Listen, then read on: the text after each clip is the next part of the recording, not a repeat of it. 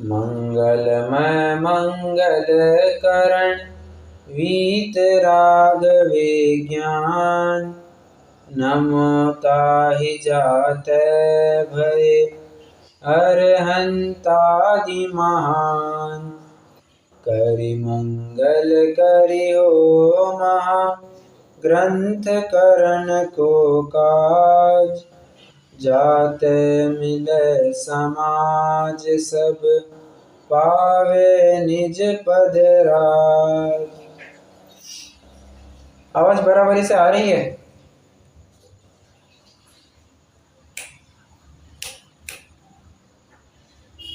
आवाज आ रही है मेरी? बीच में देती आवाज। अच्छा ठीक है। हाँ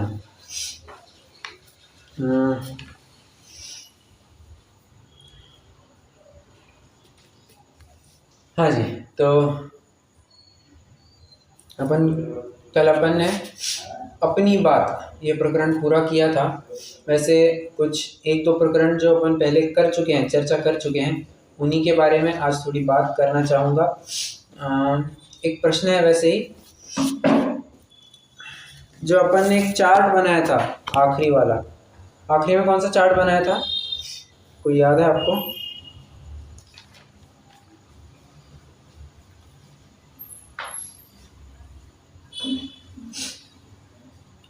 याद है किसी को? परंपरा से हुआ ज्ञान का सुरक्षित वो हो गया था ना पूरा? मतलब कोई एक बार फिर से रिपीट करा सकता है? मुझे याद नहीं आ रहा है मैं आपको ना पूरा हुआ था या नहीं हुआ था। जो सुरक्षित था उसमें कुछ नहीं हुआ। ओके, सुरक्षित था उसमें कुछ नहीं हुआ, तो उसमें उसके नीचे लिखिए जो हमारे पास है वो सुरक्षित। ठीक है, बस उतना ही लिखना है, जो हमारे पास है, वर्तमान में विद्यमान है हमारे पास। तो चाहे तो मैं एक बार चार्ट फिर से समराइज करवा देता हूँ। परंपरा से जो अपने पास आया हुआ ज्ञान था, कैसे आया? तीर्थंकर आदि के माध्यम से आया। और हाँ, वो ज्ञान या तो सुरक्षित रहा या असुरक्षित रहा। अगर असुरक्षित रहा तो कैसे? कुछ अप्राप्य हो गए। असुरक्षित में दो ब्रांचेस किए थे, अप्राप्य। अप्राप्य भी कैसे? या तो उपसर्ग हुआ, इसकी वजह से अप्राप्य हुए। अब उपसर्ग किस प्रकार के हुए? अरे हाँ, अंग्रेजों ने 6-6 महीने तक जिनवानी जलाते रहे अपने पानी उबालने के लिए। 6-6 महीने तक जिनवानी जलती रही। उपसर्ग 1। उपसर्ग 2, जब मुगलों का आतंक फैल चुका था, औरंगजेब आदि के काल की ही बात है, तो वहाँ पर कितने ही जैन मंदिर तोड़े गए, कितने ही जैन शास्त्रों का ह्रास किया गया। तो ये सब उपसर्ग नहीं तो और क्या है? ये उपसर्ग के खाते में चले जाएंगे। कई सारे और उपसर्ग कहे जा सकते हैं, जैसे हालांकि प्रॉपरली उपसर्ग तो नहीं है, परंतु जब विदेशी भारत को छोड़ करके चले गए, मैं कहना चाहता हूँ 1947 का वर्ष, जब सभी अंग्रेज लोग छोड़ करके चले गए, भारत आज़ाद हुआ, तो उस काल में कितने ही जहाजों भर भर के, मैं ये नहीं कह रहा हूँ एक हाथ दो बोरा भर के, जहाजे भर भर के शास्त्र भारत से उठा करके पूरे यूरोप में फैलाए गए थे। पुर्तगाल, फिर Spain, Italy, France, Germany, England, कितने ही न जाने ऐसे देश, डेनमार्क, नेदरलैंड्स, इन कितने ही देशों में ये जिनवानी पाई जाती है और उन्होंने पेटेंट तक करवा लिए हैं। कहते हैं अगर आपको ग्रंथ चाहिए, ग्रंथ पढ़ना है तो हमसे परमिशन लेनी होगी, आपको कुछ पेमेंट देना होगा, तब जाकर के हम आपको ग्रंथ पढ़ने देंगे। जो कहते हैं ना कि गंधहस्ती महाभाष्य नाम का ग्रंथ आचार्य समंत भद्र ने लिखा हुआ है, वो ग्रंथ कहते हैं कि जर्मनी या फ्रांस की किसी लाइब्रेरी में मिलता है। और अपने आचार्य विद्यानंदी जो होकर के गए, उन्होंने खूब प्रयास किया उस ग्रंथ को लाने के लिए। खैर, मेरा कहने का तात्पर्य इतना ही है कि उपसर्ग की कैटेगरी में ये सब बातें आ सकती है। फिर जो प्राप्य का था, असुरक्षित में जो प्राप्य का हिस्सा था, वहां पर 3 कारण लिखे थे। हमें ग्रंथ प्राप्त हैं, फिर भी वे असुरक्षित है। कैसे? एक तो हमारे अनभ्यास से, हम अभ्यास ही नहीं कर रहे हैं, दूसरा मंदबुद्धि से, मंदबुद्धि मतलब दो बातें, हाँ, ये तो क्षयक्षम ही नहीं है उतना कि समझ पाए, और क्षयक्षम है भी तो भी यथार्थ रूप से समझे ऐसी बुद्धि नहीं है, तो उसको भी मंदबुद्धि कहा जाएगा। और ये भी ना हो तो तीसरा कारण है दर्शन मात्र। जैसे अपन ने देखा था ना कि धवला आदि ग्रंथ ये मूढ़ बिद्री में पाए जाते थे, जो भट्टारकों के हाथ में था, और भट्टारक उसे बस क्या करते थे, लॉकर में रखते थे, श्रुत पंचमी के दिन बाहर निकालते थे, पूजा करते थे, साफ सफाई करते थे, फिर से अंदर डाल देते थे। तो ऐसा करके सिर्फ दर्शन मात्र वे उपलब्ध थे, तो इसलिए भी ये ग्रंथ भट्टारक मतलब ये जैन ही है, परंतु एक प्रकार से जैनाभास की कैटेगरी में चले जाएंगे। जैसे श्वेतांबर है वैसे भट्टारक है, ये स्वयं को मुनि कहलाते हैं। हमारी दादी जी का प्रश्न है कि भट्टारक कौन होते हैं, तो भट्टारक ये जैन की एक जैन संप्रदाय ही है, जो कि मूल मार्ग से थोड़े से च्युत हो गए हैं, जो कपड़े पहन करके स्वयं को मुनि मनवाते हैं, जो भगवा कपड़ा आदि पहनते हैं परंतु जैन है, वो सब बातें हैं, ठीक है। जो 20 पंथी कहलाते हैं, एक प्रकार से वे भट्टारक की कैटेगरी में चले जाते हैं। पंचामृत अभिषेक करना, ये सब उन्हीं की बातें हैं। हाँ हाँ, और सुरक्षित में तो अभी मैंने बता ही दिया, जो हमारे पास वर्तमान में उपलब्ध है, जिनका अभ्यास आदि हम कर रहे हैं, वे सब सुरक्षित के दायरे में चले जाएंगे। हाँ, एक बात यहाँ पर आपको समझ में आ रही होगी, घर का भेदी लंका ढाए, मतलब हाँ, विभीषण रावण को छोड़कर के, रावण दल को छोड़कर के राम दल में चला गया, बराबर। मतलब हम हमारा व्यक्ति ही नहीं संभाल पाया। कितनी तो भी उदाहरण आप जिनागम ही कह रहा हूं मैं, इस देश भारत के इतिहास में उठा करके देखिए, जब जब भी घर टूटा है पड़ोसी ने आकर के लूटा है। मतलब आपसी मनमुटाव, हम हमारे आदमी को ही धोखा दे गए, उसी की वजह से घर टूटता है, इस देश टूटता है, और फिर बाहर वाले आकर के लूटते हैं। पहला उदाहरण जब कौन था, मोहम्मद गजनवी, नाम मैं एग्जैक्टली याद नहीं कर पा रहा हूँ, जिसको पृथ्वीराज चौहान, राजा पृथ्वीराज चौहान ने 17 बार हराया था, 17 बार हराया था और 17 बार माफ कर दिया था। 18वीं बार हाँ, पृथ्वीराज राजा का चचेरा भाई जयचंद, वो विरोधी दल के साथ मिल गया और हार गए वे। कितने तो भी उदाहरण और मिलेंगे। जब अंग्रेज भारत में आए थे, तब हाँ, हैदराबाद के निज़ाम, इंदौर के होलकर आदि कितने ही स्थान के राजा ये अंग्रेजों के साथ मिल गए थे, और उसकी वजह से तो फिर अपना देश गुलाम हो गया था। कहने का तात्पर्य ये है कि हम अपने ही साथ मनमुटाव कर बैठते हैं, आपसी एकता नहीं बनाए रखते हैं, इसकी वजह से दिक्कतें आती है। अब मैं यहाँ पर कैसे घटित करके दिखाना चाहता हूँ, ये समझिए जरा। हम अपने ग्रंथ को क्यों नहीं बचा पा रहे हैं? क्योंकि हम स्वयं अभ्यास नहीं कर रहे हैं। हम अभ्यास करेंगे तो क्यों ग्रंथ नाश करते हुए पाए जाएंगे। हाँ, बीच में एक ऐसी बात चल पड़ी थी कि अपने तीर्थ क्षेत्रों पर कोई जाने को तैयार ही नहीं था। कुछ एक 70-80 साल पहले की एक बात है। तीर्थ क्षेत्रों पर कोई जाने को तैयार ही नहीं था। वे कहते थे कि यार क्यों जाना, रहो यहीं पर रह करके आत्म साधना करो। फिर सरकारी लोगों ने या बाकी सारे जितने भी अन्य मती लोग थे, उन्होंने अपने तीर्थ क्षेत्रों पर, सिद्ध क्षेत्रों पर कब्जा करना चालू कर दिया, और फिर अपने तीर्थ क्षेत्र संकट में आ गए। तो इसमें अपील की गई, भैया तुम तीर्थ क्षेत्र जाया करो, ये तुम्हारे तीर्थ है, तुम अपने तीर्थ को ही नहीं बचा पाओगे तो धर्म को क्या बचा पाओगे। क्यों? तीर्थ ये तुम्हारे धर्म के परिचायक होते हैं। अगर तीर्थ ही नहीं रहेगा तो तुम अपने धर्म को कैसे प्रेजेंट करोगे।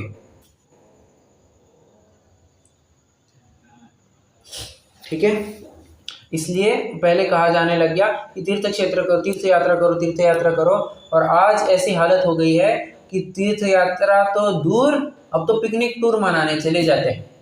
ये तो गलत बात थी, उसका नाजायज लाभ उठाया गया। किंतु मुझे कहने का तात्पर्य इतना ही है कि पड़ोसी कब आकर के हम पर आक्रमण करते हैं, जब हम अंदर ही हाँ अज्ञात होते हैं, हम अपने बारे में स्वयं जानते नहीं हैं। जैन धर्म क्या है इसका अभ्यास हम ही नहीं, जैन लोग ही अभ्यास नहीं करते हैं, इसकी वजह से ही दिक्कत आती है।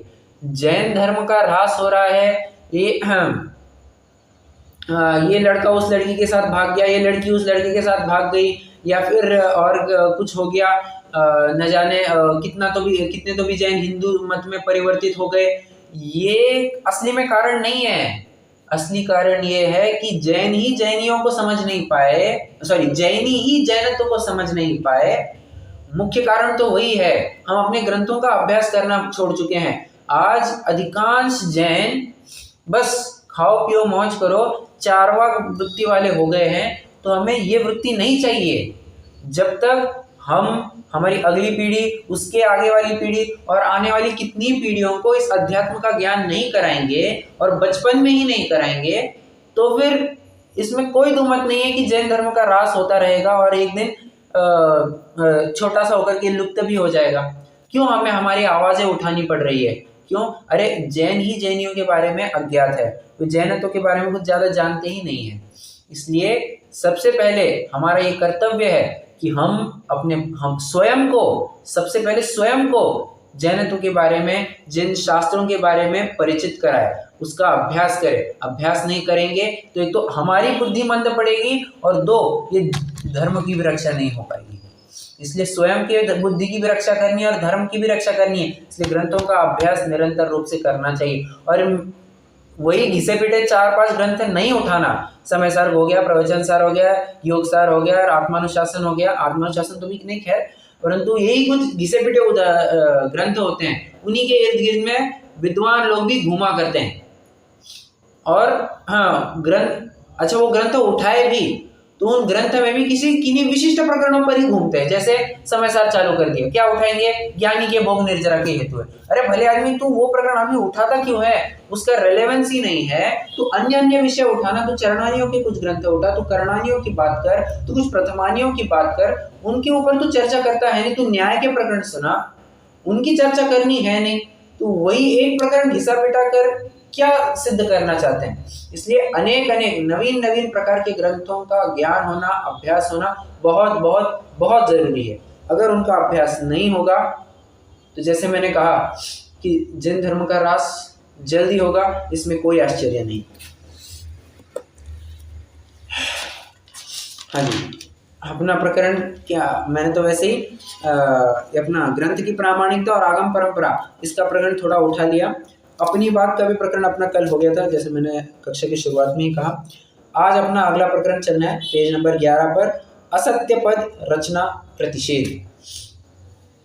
असत्य पद रचना प्रतिषेध, 3 शब्द, असत्य पद रचना प्रतिषेध। क्या अर्थ होता है इसका? जो असत्य बातें हैं उसकी रचना, उसका बनाना, उसका प्रतिषेध। मतलब कहना चाहते हैं कि इस ग्रंथ में कोई असत्य बातें नहीं लिखी है, इस ग्रंथ में कोई असत्य बातें लिखी है, इसका हम निषेध करते हैं, प्रतिषेध करते हैं। ठीक है,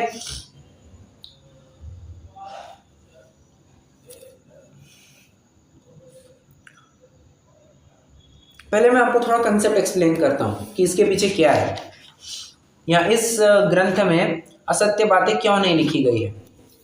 हाँ, पहले समझिए, फिर चार्ट भी बनाना है तो मैं चार्ट भी बनवाऊंगा आपसे, अभी तो पहले समझिए। हाँ, सबसे पहले हमें अच्छा मुझे तो ये बताइए पहले कि इस वाणी का स्रोत, सबसे मुख्य स्रोत कौन है? हमें जो वचन सुनने मिलते हैं ये देशना है, इस देशना का मुख्य स्रोत कौन?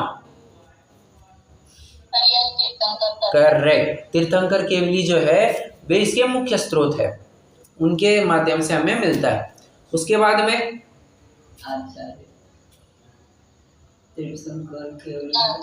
हाँ, फिर गणधर, तीर्थंकर के बाद गणधर, प्रतिगणधर, और फिर उनके बाद में आचार्य, आचार्य के बाद में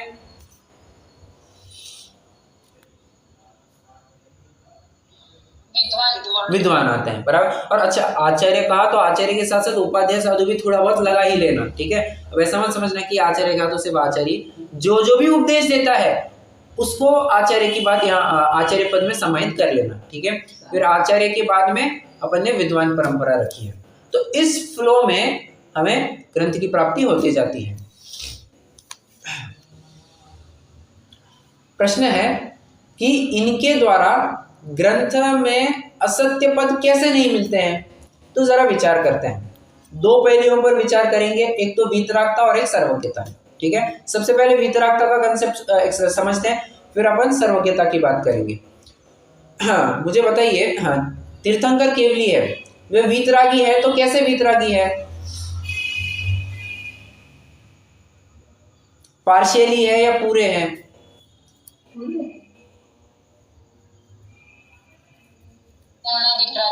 पूर्ण वीतरागी है, बराबर। तो जो व्यक्ति पूर्ण वीतरागी है वो असत्य पद कहेगा क्या? नहीं कहेगा, ठीक है। तो वो एक पॉइंट हो गया। अब दूसरा पॉइंट, जितने भी गणधर है, प्रतिगणधर है, हाँ, उनकी बात करते हैं। तो कहते हैं कि वे तो चार ज्ञान के धारी हैं। अच्छा, सॉरी, चार ज्ञान के धारी, अब वो पॉइंट मत लीजिए, चार ज्ञान के धारी नहीं, वे भी तीन कषाय चौकड़ी का अनुदय पूर्वक जो आत्म विशुद्धता प्रकट हुई है, जो कषायों की मंदता पाई जाती है, उसके साथ पाए जाते हैं, बराबर। छठे सातवें गुण स्थान में झूलने वाले होते हैं। तो इनके भी कषाय की मंदता है या नहीं है? आंशिक वितरकता इनके है या नहीं है?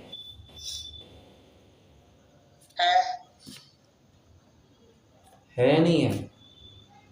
छठे सातवें गुण स्थान, हाँ, छठे में वितरकता है, आंशिक वितरकता है। कैसे? अरे अभी अभी कहा ना, तीन कषाय चौकड़ी के अनुदय पूर्वक प्रकट हुई आत्मिक विशुद्धता, वही तो उनकी वितरकता है, ठीक है। हाँ, ये सभी जन इतना लंबा चौड़ा सेंटेंस तो समझते हैं ना। तीन कषाय चौकड़ी के अनुदय पूर्वक प्रकट हुई आत्मिक विशुद्धता, यही उनकी वितरकता है, ये सभी समझते हैं।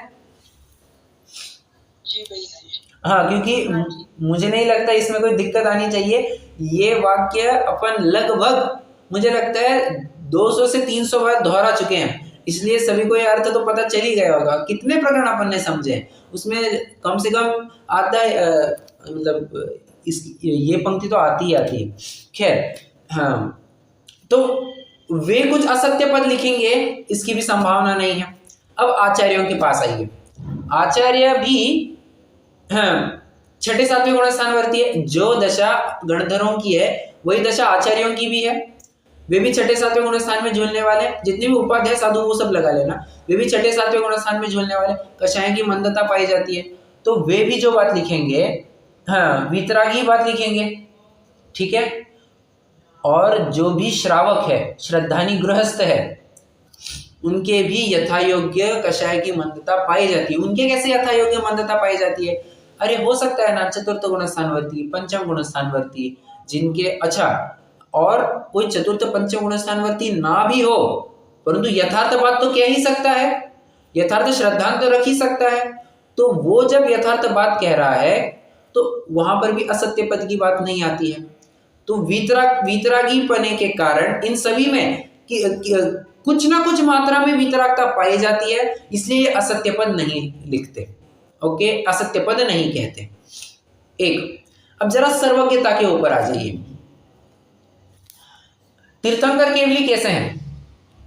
सर्वज्ञ है, पूर्ण सर्वज्ञ है या आधे अधूरे?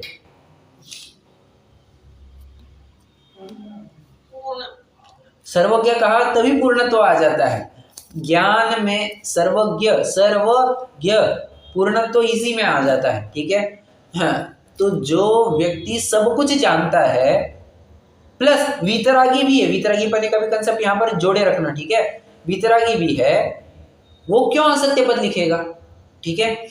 और हम जानते भी है कि झूठ या असत्य दो कारणों की वजह से कहा जाता है, एक तो राग द्वेष की वजह से या तो अज्ञान की वजह से। चूंकि इनके कुछ भी नहीं है, ना इनके राग द्वेष है, ना ही इनके अज्ञान रहा है, ये तो वीतरागी हो गए, सर्वज्ञ हो गए हैं, तो ये क्यों असत्य बात लिखेंगे? नहीं लिखेंगे। ठीक है, अब गणधरों के पास आइए। गणधर प्रतिगणधर जो है वे भी 4 ज्ञान के धारी है।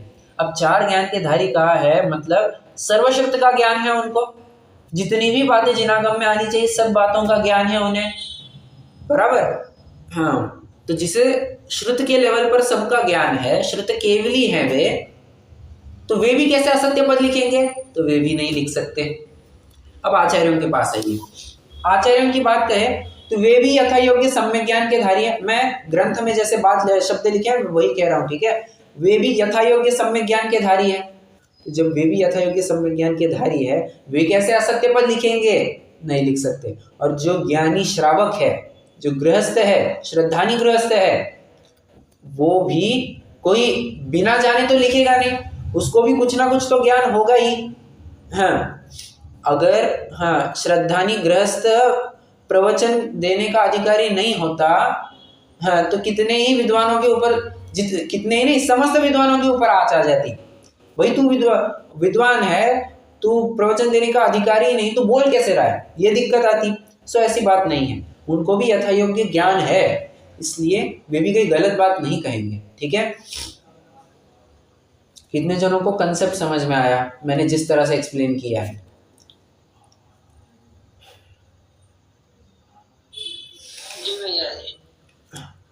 इसमें मॉरल ऑफ द स्टोरी क्या है? मैंने इतना सब कुछ आपको एक लगभग 8-9 मिनट एक्सप्लेन किया, इसमें मॉरल क्या है?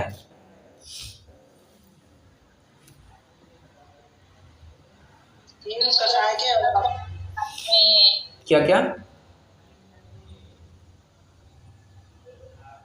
ग्रंथ में असत्य पद की रचना नहीं है, ये बात को सिद्ध करने के लिए। ओके, और तर्क में मतलब बॉटम लाइन इज, मतलब मॉरल ऑफ द स्टोरी तर्क के रूप में अगर आप पूछना चाहे तो बात ऐसी है, जहां पर वीतरागता और सर्वज्ञता पाई जाए वहां पर असत्य पद रचना नहीं होगी। कोई असत्य बात लिखेगा वो बात संभव नहीं है। ठीक है, अब कोई ये प्रश्न जरूर पूछ सकता है, कभी कभी तो हम जिनवाणी में थोड़ी उल्टी बात भी पढ़ लेते हैं, कभी विपरीत बात पढ़ लेते हैं, यार ये कैसे लिखा, वो कैसे लिखा, तो कभी ना कभी लग सकता है ना कि यार ये तो असत्य बात है, तो उसका क्या करें? उसके लिए भी वे बात कहते हैं, पंडित जी साहब कहते हैं बात सही है तुम्हारी, परंतु मुझे बताओ ऐसे होने की संभावना कितनी है? जो तुम बात कर रहे हो उसके होने की संभावना कितनी है? नहीं के बराबर। और अगर होगी भी तो दूसरा व्यक्ति संभाल लेगा ना, बराबर है, दूसरा व्यक्ति संभाल लेगा। इसलिए असत्य पद इसमें कुछ लिखा होगा तो ज्ञानी लोग तो इसे चलने देंगे नहीं। आगे पंडित साहब स्वयं कहते हैं क्या, कोई अज्ञानी कोई विपरीत बात करे तो करे, ज्ञानी तो ऐसी परंपरा चलने देंगे नहीं। ठीक है,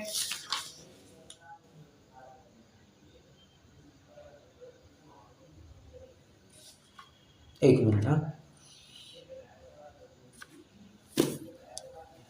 चलिए, अब जो मैंने आपको वीतरागता का कंसेप्ट एक्सप्लेन किया था वो अपन पैराग्राफ के माध्यम से पहले पढ़ते हैं। यहाँ पर वीतरागता या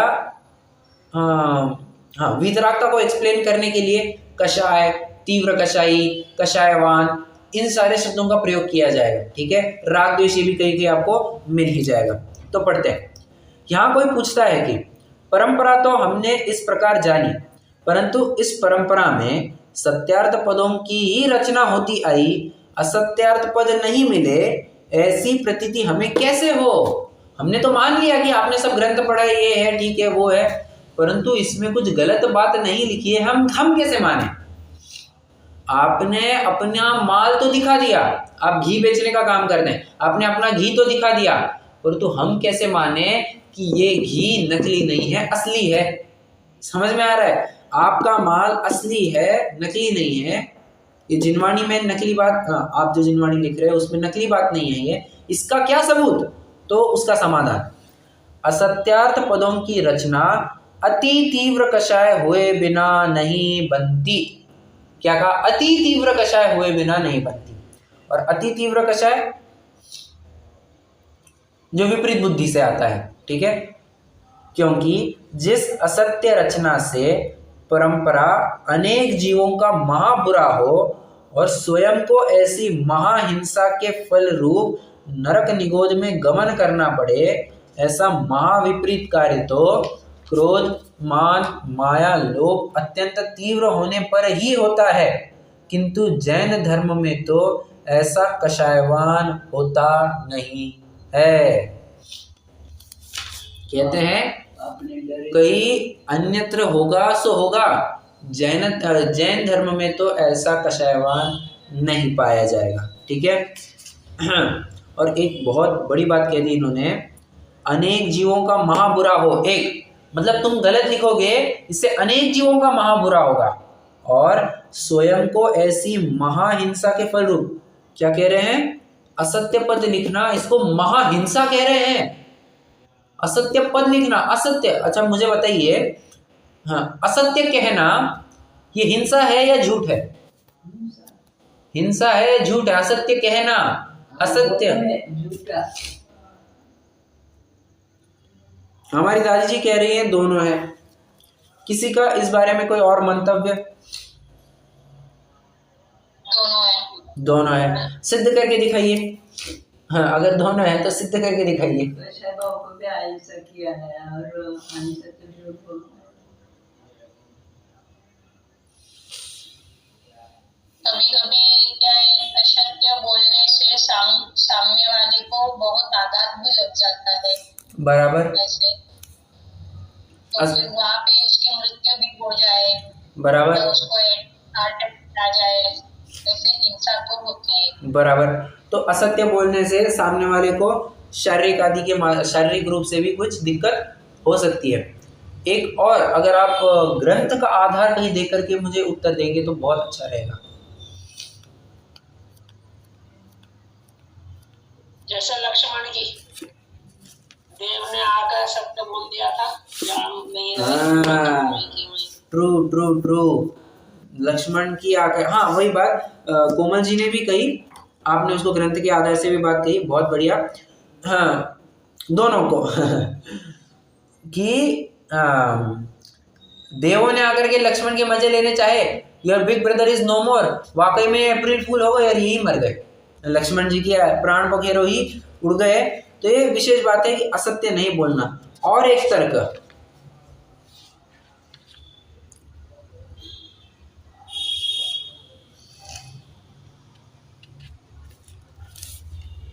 अगर आपको याद होगा तत्वार सूत्र अध्याय 7 सूत्र क्रमांक 4, जहां पर अपन ने किसकी भावनाएं देखी थी? अहिंसा व्रत की। अहिंसा महाव्रत या अणुव्रत नहीं कह रहा हूं, अहिंसा व्रत कह रहा हूं। क्यों? दोनों के लिए कॉमन ही है। तो अहिंसा व्रत की जो भावनाएं देखी थी, वहां पर पहली भावना थी वचन गुप्ति, वांग मनो गुप्तिर्यादान निक्षेपण समित्यालोकित पान भोजनानि पंच। वांग मनो, वचन गुप्ति, समझ में आ रहा है? तो वचन गुप्ति ये तो बोलना, असत्य की तरफ बात आती है ना? नहीं नहीं नहीं, ये हिंसा में भी बात आ जाती है। मतलब असत्य कहना ये असत्य के दायरे में तो जाता ही है, हिंसा के भी दायरे में चले जाता है। और एक और तर्क, हाँ क्या है वो, पुरुषार्थ सिद्धि उपाय में एक श्लोक है कि क्या है वो, ये सब है, हिंसा के ही विस्तार है, मैं वो याद नहीं कर पा रहा हूँ। ये नाम शेन रास्ते करके नहीं, वो नहीं, वो तो अलग प्रकरण है। वहां पर ऐसा है कि हाँ, अप्रादुर्भाव खलु रागादिनां भवत्यहिंसेति तेषामेवोत्पत्ति हिंसेति जिनागमस्य संक्षेप। हिंसा यही जिनागम का अहिंसा, हिंसा किसी भी प्रकार से ले सकते हैं, तो वही जिनागम का संक्षेप है। और हाँ, एक और आत्म परिणाम हिंसन हेतुत्वात् सर्वमेव हिंसैत। क्या आत्म परिणाम हिंसन हेतुत्वात् सर्वमेव हिंसैत।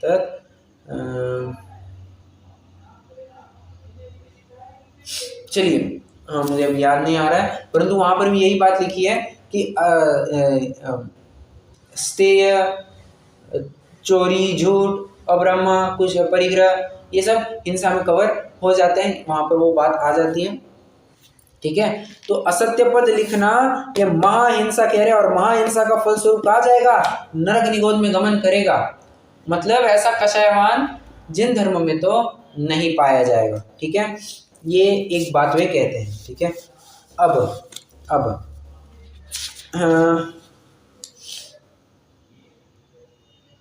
हाँ चलिए अगला पैराग्राफ भी पढ़ते हैं, वीतरागता से संबंधित है। प्रथम, मूल उपदेश दाता तो तीर्थंकर केवली, सो तो सर्वथा मोह के नाश से सर्व कषायों से रहित ही है। ठीक है, हाँ समझ में आ रहा है मैंने आपको कैसे फ्लो में लेके गया। तीर्थंकर केवली सबसे ऊपर, उनके तो मोह का पूर्ण नाश हो गया। फिर ग्रंथकर्ता गणधर तथा आचार्य वे मोह के मंद उदय से सर्व बाह्याभ्यंतर परिग्रह को त्याग कर महामंद कषाई हुए हैं। ये भी शब्द मैंने कहा था, महामंद कषाई हुए हैं। उनके उस मंद कषाय के कारण किंचित शुभोपयोग ही की प्रवृत्ति पाई जाती है और कुछ प्रयोजन ही नहीं है। मतलब जो कुछ भी वे करेंगे, जितना भी उनको कषाय है, उस कषाय में वे क्या करते हैं, वे शुभोपयोग में ही प्रवृत्ति करते हैं, अशुभोपयोग में तो जाते ही नहीं है। ठीक है, हाँ उतना ही किंचित प्रयोजन है। तथा श्रद्धानी गृहस्थ भी कोई ग्रंथ बनाते हैं, वे भी तीव्र कषाय नहीं होते। यदि उनके तीव्र कषाय हो तो सर्व कषायों का जिस तिस प्रकार से नाश करने वाला जो जिन धर्म, उसमें रुचि कैसे होती। बहुत बढ़िया बात कह दी उन्होंने।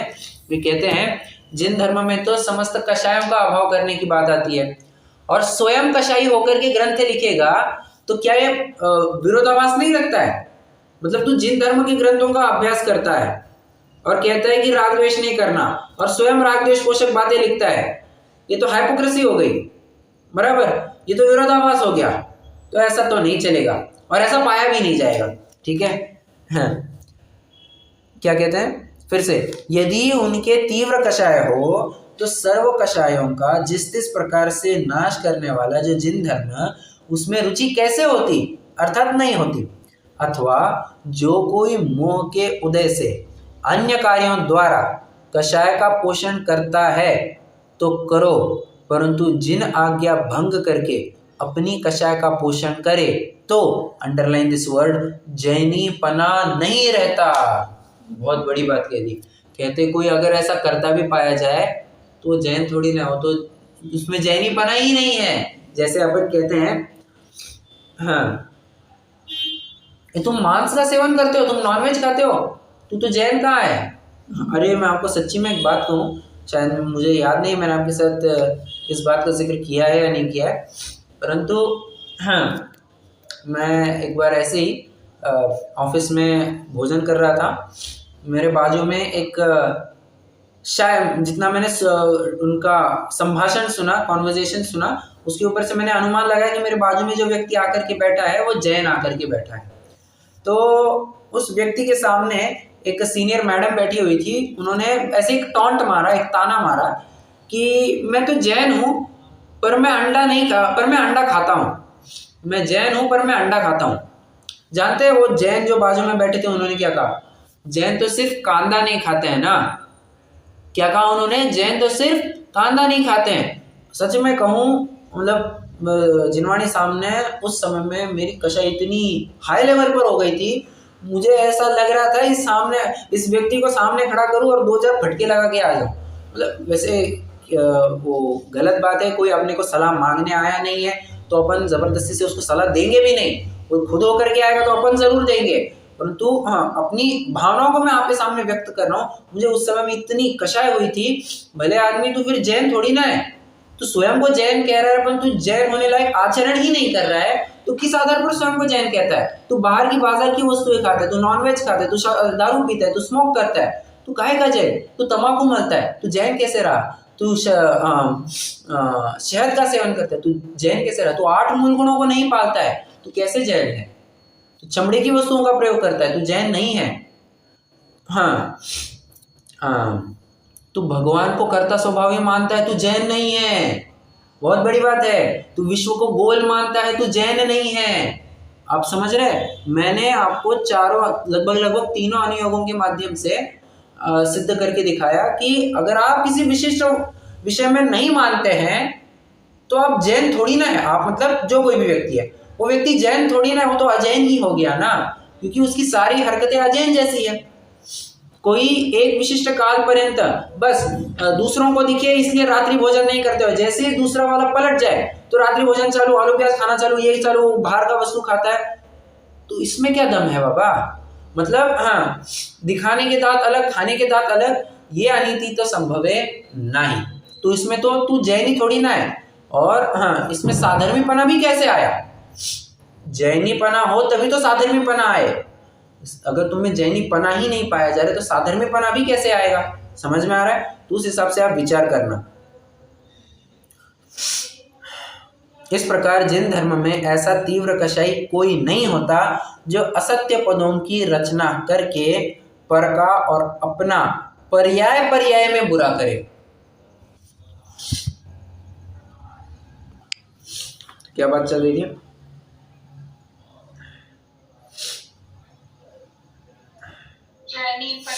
हाँ, तो वो तो वास्तव में फिर वो जैनीपना ही नहीं है।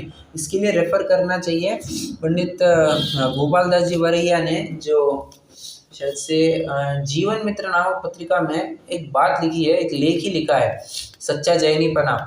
तो उसमें कई सारे बिंदु कहे हैं, तुम बाजारू वस्तुओं का सेवन करते हो आदि आदि, बाजार की मांस मदिरा युक्त औषधियों का सेवन करते हो, तो और अपने स्वयं को उन तीर्थंकरों की संतान कहलाते हो, तुम्हें शर्म नहीं आती? ऐसे शब्दों में वहां पर ताड़ना दी है पंडित गोपाल दास जी वरैया ने। पढ़ना चाहिए वो, जहां पर द्रव्य किसे कहते हैं, गुण किसे कहते हैं, ये परिभाषाएं चालू होती है ना, जस्ट उसके लेफ्ट पेज पर आपको मिल जाएगा, एग्जैक्ट लेफ्ट पेज पर। और मुझे अच्छे से याद है, अपनी पहली या दूसरी कक्षा इसी के ऊपर हुई थी, सबसे पहली दूसरी कक्षा, जब जुलाई 2022 से 23 में जब अपन ने चालू किया था, तब की बात है, 22 की बात है। उसमें लिखा है औषधियों के बारे में भी लिखा है कि औषधि भी बाहर की नहीं। राइट, ठीक है। तो वो सारी बातें यहाँ पर कंसिडर करनी चाहिए। और तीव्र कषाय होकर के असत्य पद रचना करेगा तब तो फिर सेम बात है यहाँ पर, जैसे कह रहे हैं कि वो तो जैनीपना है ही नहीं। फिर वहाँ पर मंद कषाय होना इज दी क्राइटेरिया। वितरागी किसी ना किसी रूप से वितरागी होना ही पड़ेगा तुम्हें। हाँ,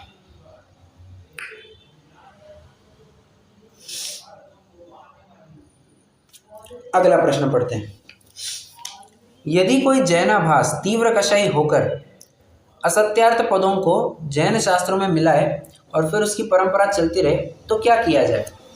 सामने वाला इनडायरेक्टली एक प्रश्न पूछ रहा है।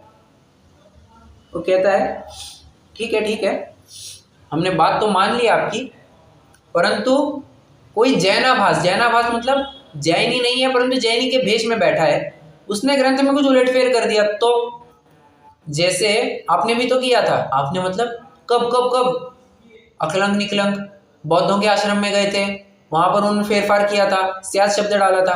तो बौद्ध के भेष में जैनी लोग गए थे, वहां पर उन्होंने फेरफार किया। तो ऐसा फेरफार कोई दूसरा व्यक्ति जैन बन करके आएगा और अपने ग्रंथों में छेड़छाड़ करेगा, तो उससे भी तो असत्य पद रचना हो सकती है ना, और वैसी परंपरा चल सकती है। बहुत प्रश्न जबरदस्त है, मतलब कहते हैं ना शेर सवाल है, परंतु अगर शंकाकार शेर है, पंडित जी साहब सवा शेर है, उत्तर भी उतना ही जबरदस्त है, उससे भी अधिक गुना जबरदस्त है। कहना चाहते हैं, उदाहरण है, कोई बहुत सारे मोती है, उन मोतियों में एक झूठा खोटा मोती उसमें डाल करके रख दे, ठीक है। अब खोटा मोती अगर डाल करके रख दे और वो पूरी प्लेट और पूरा ट्रे जिसमें सारे मोती रखे हैं इंक्लूडिंग दैट नकली वाला, वो पारखी के सामने रखा जाए, पारखी उससे क्षणार्ध में ही पकड़ लेगा कि ये मोती नकली है, बाकी मोती सब असली है। वैसे मोती यह अशुद्ध वस्तु मानी गई है। क्यों मोती यह अशुद्ध वस्तु क्यों है?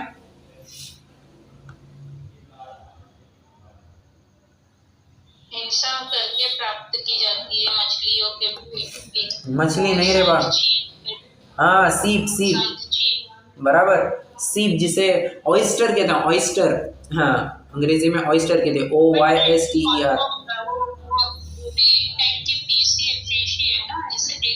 जल का एक जीव कहिए, जल का एक जीव, हाँ फिश कहिए, पर जल का एक जीव ही है वे, ठीक है। हाँ अच्छा, मोती 2 इंद्रिय जीव का शरीर है, ठीक है। सीप 2 इंद्रिय, सीप या 2 इंद्रिय, मछली नहीं कहलाएंगे। मछली 5 इंद्रिय है, सीप 2 इंद्रिय है, ठीक है। तो क्या कह रहा था मैं, हाँ कोई नकली मोती डाल करके सामने रखे तो पारखी तो उसको तुरंत पकड़ लेगा। अच्छा ठीक है, अगर गलती से उन्होंने भी ट्रे में एक नकली मोती डाल दिया तो जरूरी थोड़ी ना है वो स्वयं उसको बताए, कोई दूसरा पारखी आएगा वो भी तो ऐसे ही करेगा, वो भी फटाक से पहचान लेगा कि ये नकली मोती है, और ऐसी परंपरा चलती रहेगी। कोई असत्य पद रचना करेगा, कोई ना कोई पारखी आएगा जो उस गलती को ढूंढ करके निकालेगा। समझ में आ रहा है? ऐसी परंपरा तो चलेगी ही नहीं, क्यों? पारखी नकली मोती तो चलने देंगे नहीं। आइए यही पढ़ते हैं अपन। जैसे कोई सच्चे मोतियों के गहने में झूठे मोती मिला दे परंतु झलक नहीं मिलती, शब्दों को याद रखना, झलक नहीं मिलती, इसलिए परीक्षा करके पारखी ठगाता भी नहीं है। कोई भोला हो वही मोती के नाम से ठगा जाता है तथा उसकी परंपरा भी नहीं चलती, उसकी परंपरा भी नहीं चलती। शीघ्र ही कोई झूठे मोतियों का निषेध करता है। समझ में आ रहा है? समझ में आ रहा है या नहीं?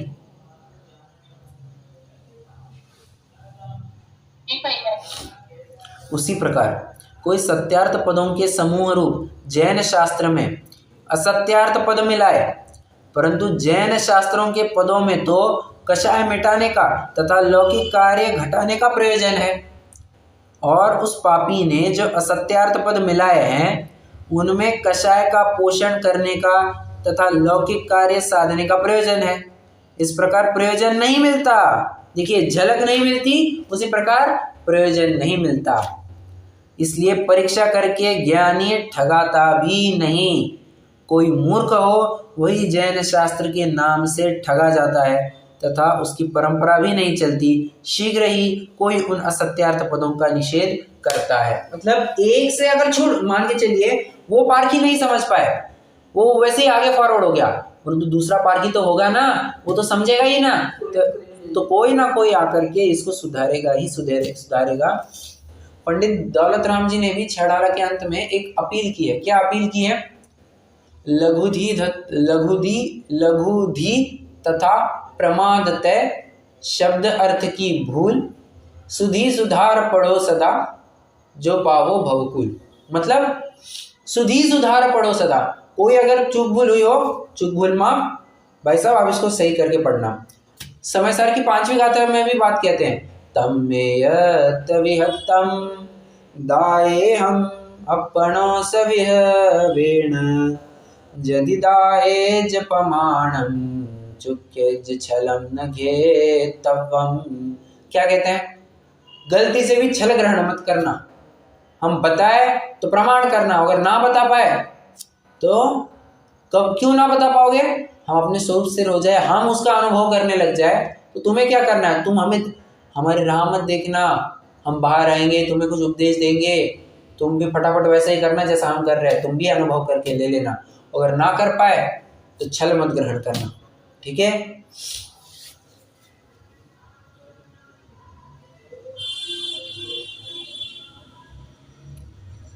हाँ,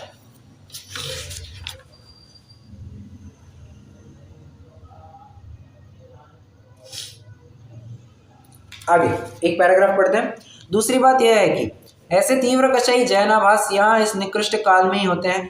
उत्कृष्ट क्षेत्र काल बहुत है, उनमें तो ऐसे होते नहीं। इसलिए जैन शास्त्रों में असत्यार्थ पदों की परंपरा नहीं चलती, ऐसा निश्चय करना। मतलब कहते हैं जो तीव्र कषाई जैनी ही कुछ ऐसा फेरफार कर दे तो वो तो बहुत एक आध बार का होता है। कैसे? ये हुंडा अवसर भी निकाले दोष काल है, और ऐसे ही दोष काल में कहीं ना कहीं होता है। जो उत्कृष्ट काल और उत्कृष्ट क्षेत्र होते हैं, जैसे जितने भी विदेश क्षेत्र है ये उत्कृष्ट क्षेत्र है, ठीक है। स्पेसिफिकली जहाँ पर विहरमान अभी भी स्थित है, ठीक है।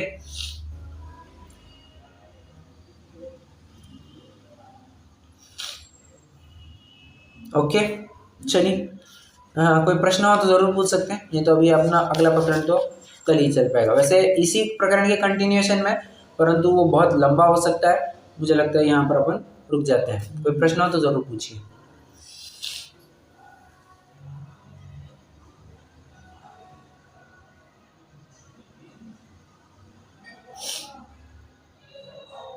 नहीं, चलिए